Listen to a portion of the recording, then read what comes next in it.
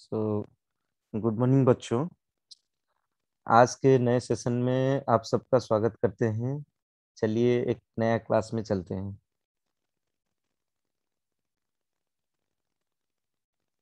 आज का टॉपिक रहेगा सभी का कोऑर्डिनेट ज्योमेट्री। Coordinate geometry. तो कोऑर्डिनेट ज्योमेट्री होता क्या है? ये बेसिकली दो ठो एक्सिस अगर परपेंडिकुलरली म्यूचुअली रखा जाए तो उनको बोला जाता है coordinate axis. Coordinate coordinate axis बोला जाता है। तो यहाँ पे ये आपका एक्स एक्सिस और ये आपका वाई एक्सिस। तो एक्स एक्सिस को हमेशा क्या बोला जाता है? अगर ऐसे रखा जाए, ये प्लेन को बोला जाता है, ये प्लेन को बोला जाता है कार्टेशियन प्लेन। कार्टेशियन प्लेन जो भी ये हॉरिजॉन्टल एक्सिस में रहता है उसको बोला जाता है इंडिपेंडेंट इंडिपेंडेंट वेरिएबल। और ये जो वर्टिकल एक्सिस में जो रहता है उसको बोला जाता है डिपेंडेंट वेरिएबल। Dependent variable. अच्छा, तो अभी ये जो क्वाड्रेंट है, ये एक्चुअली ये कार्टेशियन प्लेन वो 4 क्वाड्रेंट्स में डिवाइड होता है। First quadrant, second quadrant, third quadrant and fourth quadrant. Okay, तो यहाँ पे क्या होता है, ये हम इसको ओरिजिन लेते हैं। ओरिजिन ओरिजिन ये ओरिजिन का वैल्यू रहता है 0 0। आप जितना ये साइड में जाएंगे,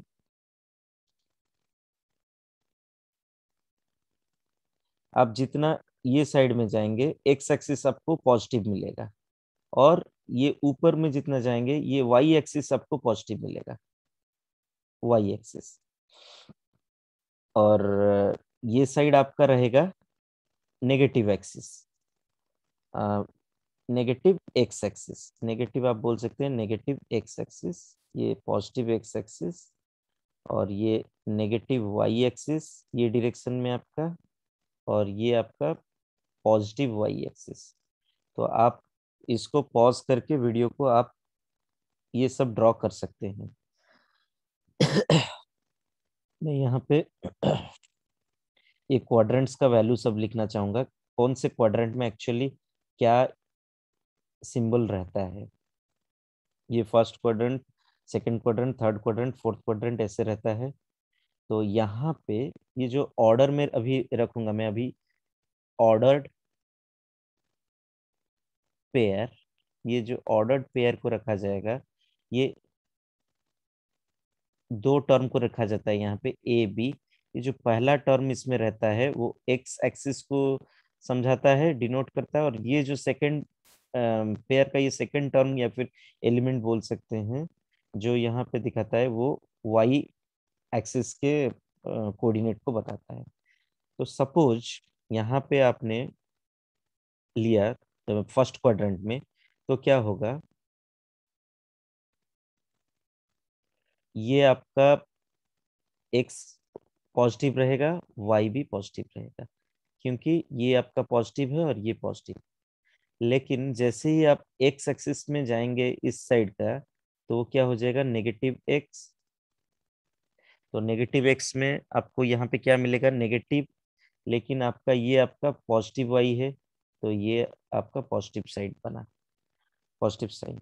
और इसका ये जो जस्ट रिवर्स, ये आपका नेगेटिव वाई है, तो यहाँ पे नेगेटिव एक्स और नेगेटिव वाई आपको मिलेगा ऑड पेयर। बट आप अगर फोर्थ क्वाड्रेंट में जाएंगे, आपका ये रहेगा पॉजिटिव एक्स, क्योंकि ये पॉजिटिव है, और नेगेटिव वाई, नेगेटिव वाई मिलेगा आपको। चलो, ये पूरा टोटल वैल्यू रहता है आपका कोऑर्डिनेट एक्सिस का।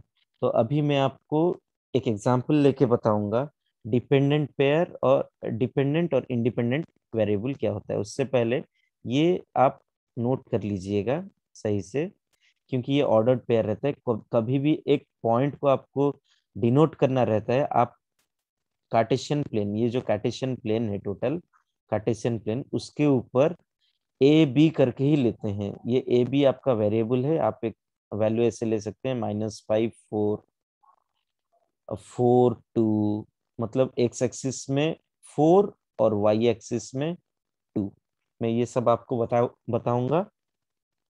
आप पॉज करके वीडियो को इसको ड्रॉ कर लीजिए। अभी आपको बताते हैं डिपेंडेंट वेरिएबल इंडिपेंडेंट वेरिएबल। एक क्वेश्चन है, dependent variable dependent and independent variable.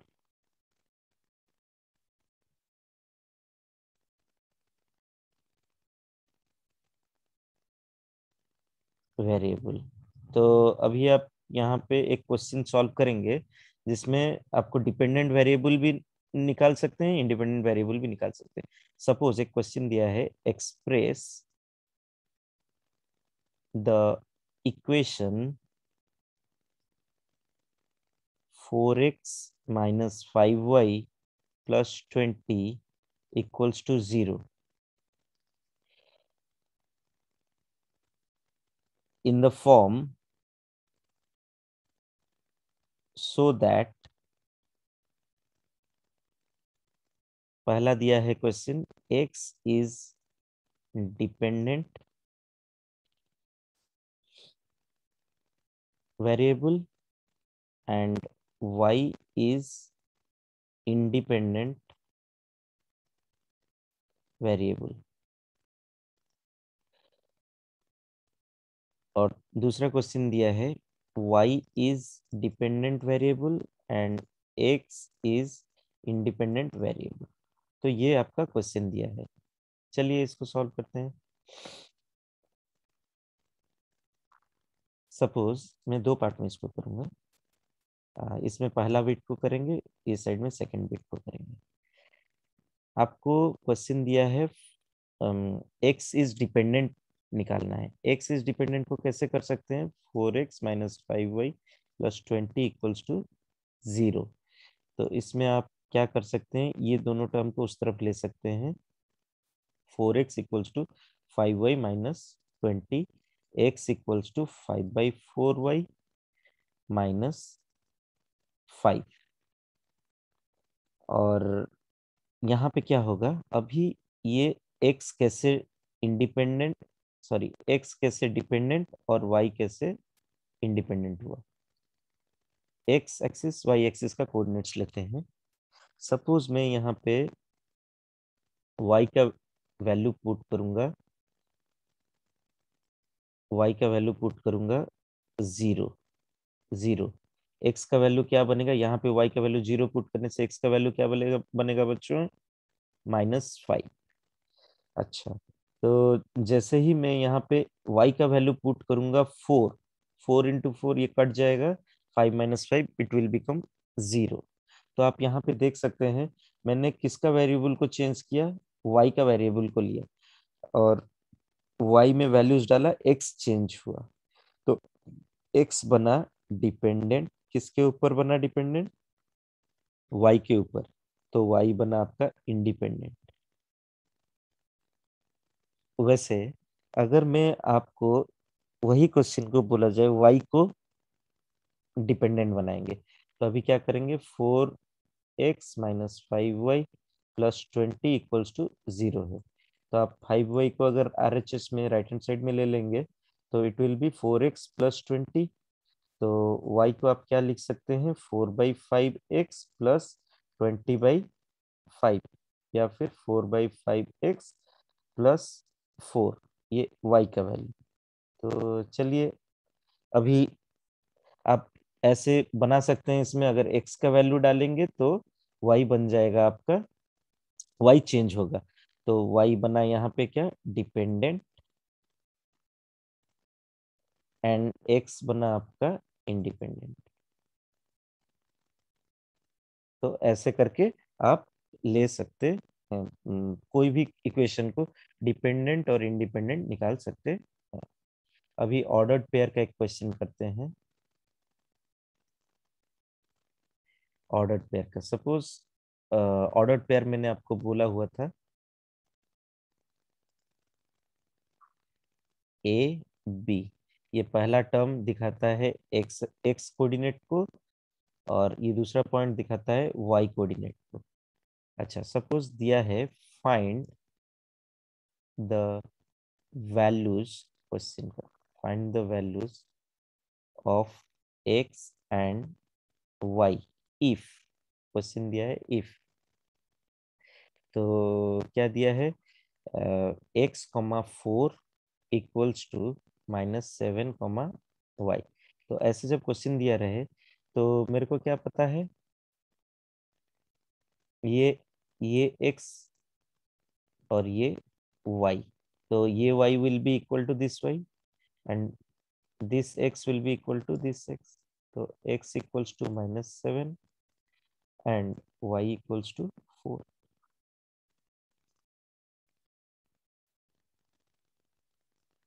इसको पॉज करके आप लिख सकते हैं। सपोज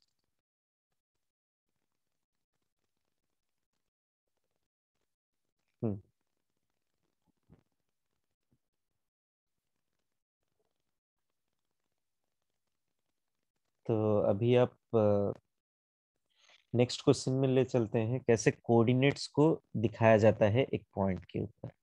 सपोज एक क्वेश्चन दिया है, एक क्वेश्चन दिया है ए 3,6, बी 3,2, सी दिया है 8,2। बोला है are the vertices of a rectangle. तो ये क्वेश्चन दिया है, तो हम इसको क्या करना है, बोला है plot these points on a graph and then use it to find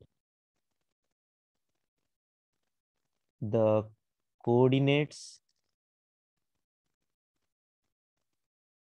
of the vertex D।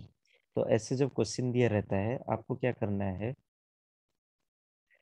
सब पॉइंट्स को कोऑर्डिनेट्स के अनुसार ड्रॉ करना है पहले। तो कैसे इसको ड्रॉ किया जाता है, चलो ड्रॉ करते हैं।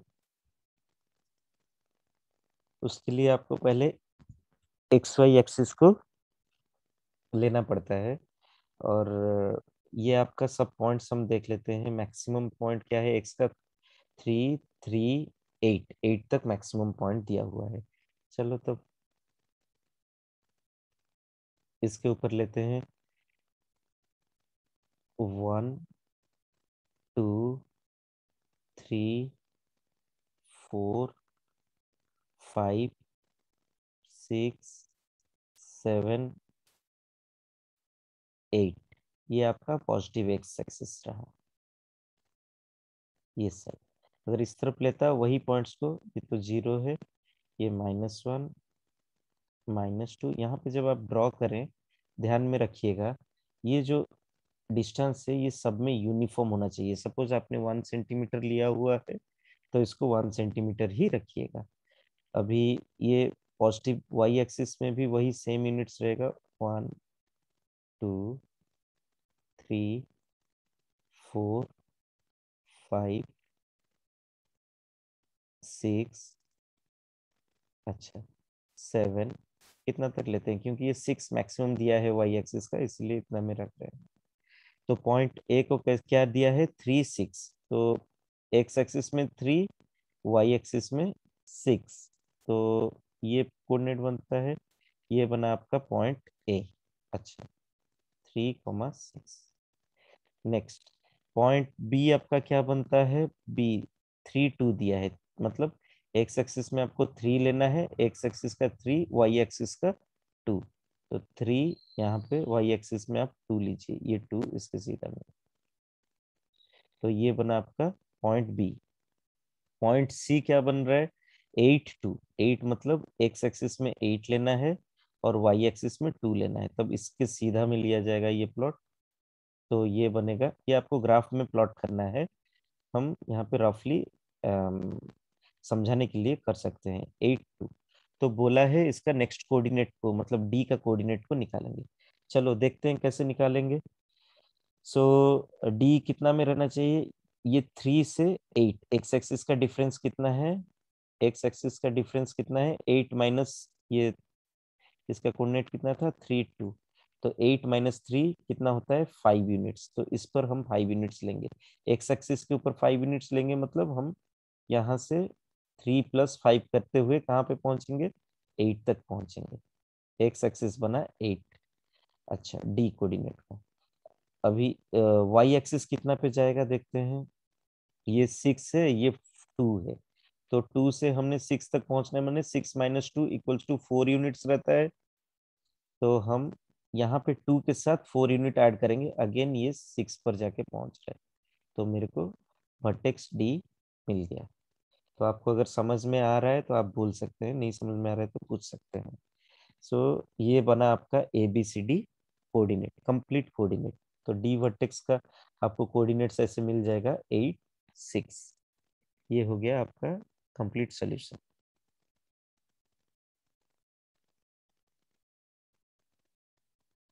यहाँ पे एक चीज आपको मैं याद दिला दूं, अ, यहाँ पे ये एक्स एक्सिस को, ये जितना भी कोऑर्डिनेट्स एक्स एक्सिस पर लिया जाता है उसको बोला जाता है आप सीसा, आप सीसा।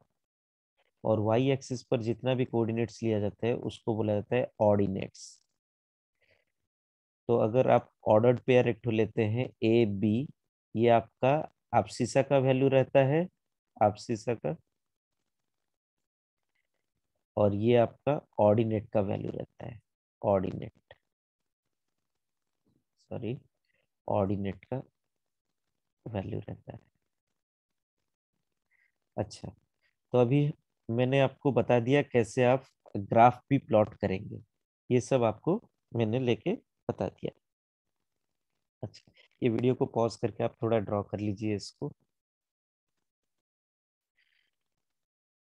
सपोज अभी मैं और एक क्वेश्चन लेके ग्राफ कैसे प्लॉट किया जा सकता है बताता हूँ। अच्छा, सपोज दिया है क्वेश्चन एक draw the graph, draw the graph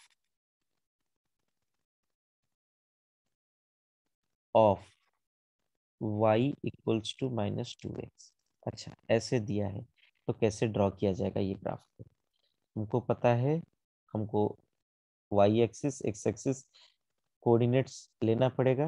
ये मेरा पॉजिटिव वाई, ये नेगेटिव वाई, ये मेरा नेगेटिव एक्स, ये मेरा पॉजिटिव एक्स। ये आपको समझ में आ रहा है सबको, और ये म्यूचुअली परपेंडिकुलर रहेंगे अपने साथ।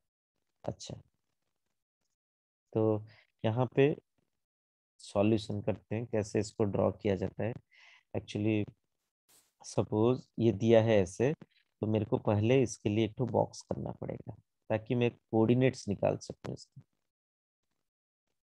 कोऑर्डिनेट्स निकाल सकूं, एक्स वाई। अच्छा, तो मैं अगर यहाँ पे एक्स का वैल्यू पुट करूँ क्या, 0, एक्स का वैल्यू पुट करूँ 0, -2 × 0, वाई का वैल्यू कितना बनेगा, 0।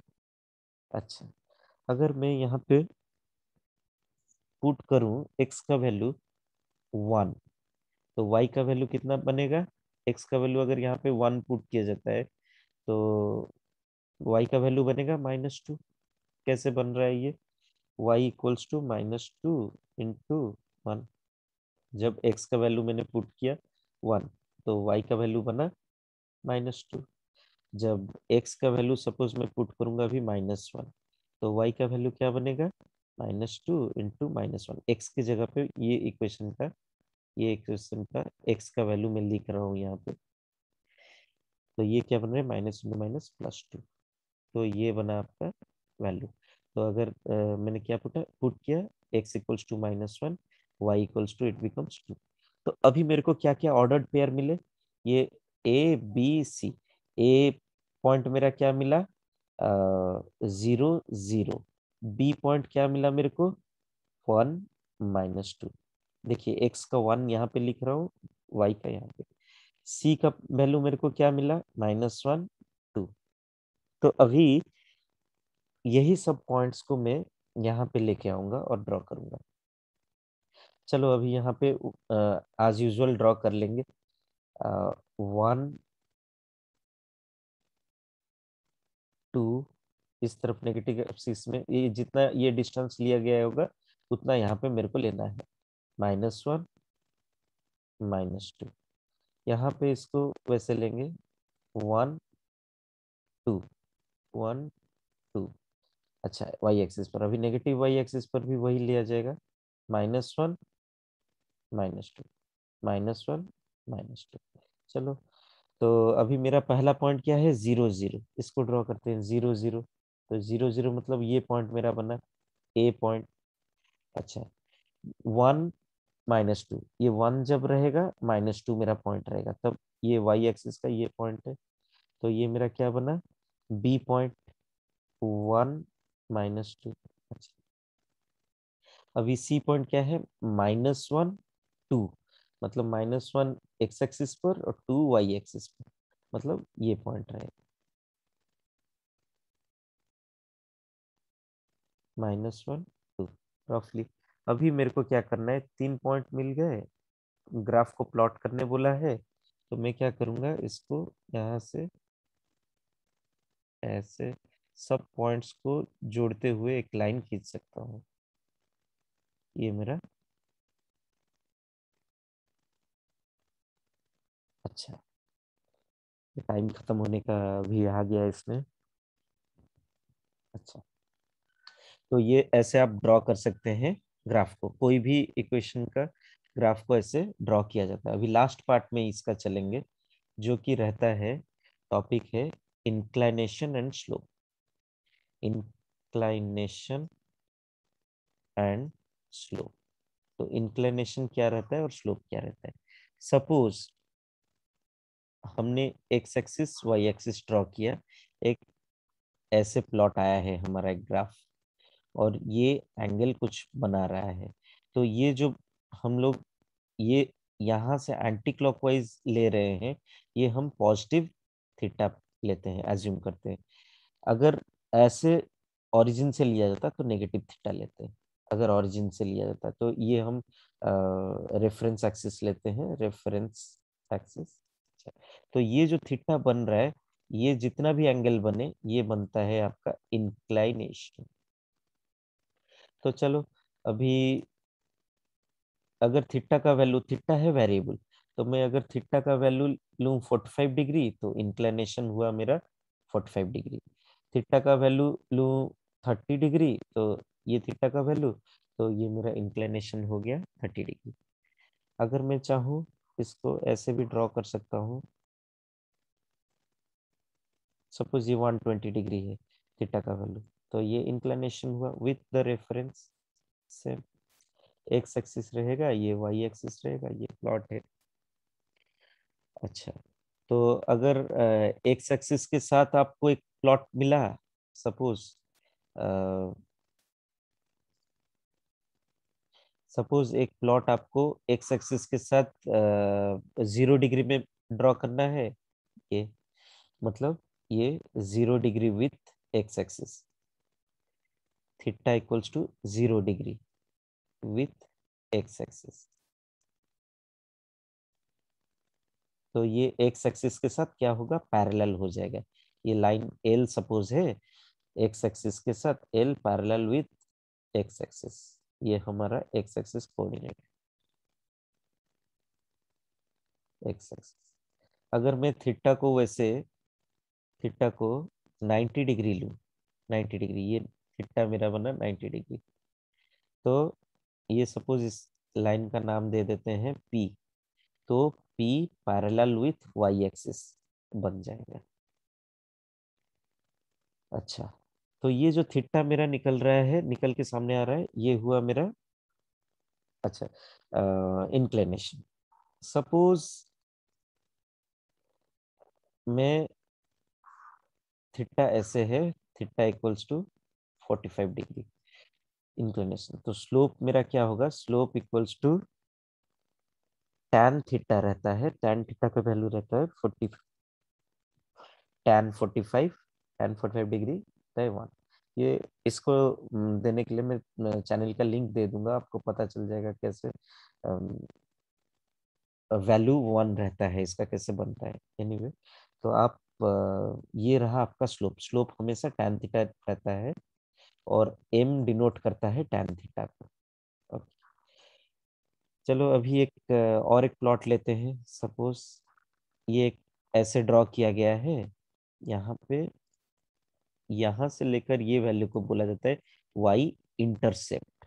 वाई इंटरसेप्ट मतलब वाई एक्सिस के ऊपर ये लाइन ने कितना वैल्यू पर वाई एक्सिस को कट किया है, वो होता है वाई इंटरसेप्ट। अच्छा, ये ऐसे हो सकता है या फिर ये पॉजिटिव है, तो अगर नेगेटिव वाई आया तो ये नेगेटिव वाई इंटरसेप्ट है, कुछ भी होके आ सकता है। तो एक क्वेश्चन लेते हैं, एक्चुअली जनरल इक्वेशन